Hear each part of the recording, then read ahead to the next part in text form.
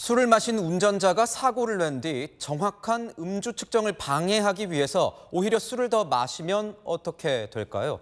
실제 이런 황당한 방법으로 무죄를 확정받은 사례가 나왔습니다. 어떻게 된 일인지 사회부 박자은 기자와 짚어보도록 하겠습니다. 자, 박 기자, 음주 사고를 낸 운전자가 이 술을 더 마셨다. 무슨 일이 있었던 겁니까?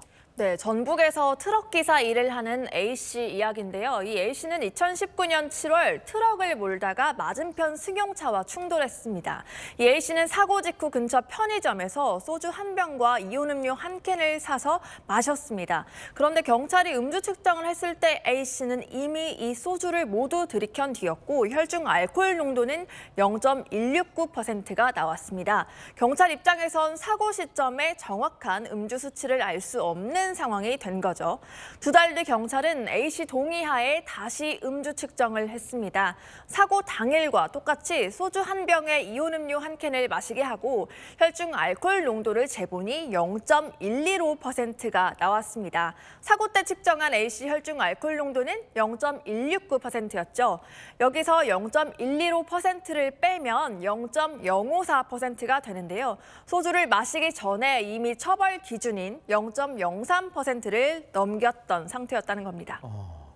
그런데 1, 2심 재판 결과는 엇갈렸다면서요. 네, 그렇습니다. 1심은 유죄를 인정했는데 징역 2년을 선고했습니다. 이 A씨가 술을 마시고 운전했고 큰일 났다고 하더라라는 당시 현장에 있던 회사 상사 증언도 근거로 삼았는데요. 그런데 2심에서 무죄가 나왔습니다. 1심이 A씨의 알코올 체내 흡수율을 반영하지 않았다는 건데요. 음주 사고 시에 경찰이 출동해도 이미 시간이 지나고 음주 측정을 하게 되는 일이 상당히 많은데 이 경우 운전자가 마신 술의 양과 체내의 흡수되는 속도를 토대로 시간대별 혈중 알코올 농도를 추정하는 게 통상 방법입니다. 항소심은 이 방식에 따라서 A씨가 소주 한 병을 마셔서 늘어난 혈중 알코올 농도의 증가분이 0.141%라고 봤습니다. 경찰이 사고 현장에서 측정했던 0.169%에서 이 항소심에서 새로 나온 증가치인 0.141%를 빼면 사고 시점 혈중 알코올 농도는 0.028%에 불과해서 처벌 기준에 못 미친다는 거죠. 아하, 음주 측정 전에 술을 마시면 처벌을 피한다.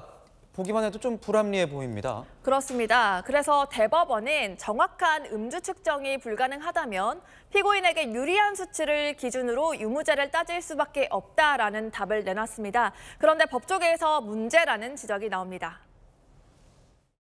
증거를 인멸하기 위한 추가 음주 자체만으로도 처벌이 이루어질 수 있도록 음주운전과 별개로 음주 측정 거부와 같이 별도의 처벌 규정을 만들어야 된다는.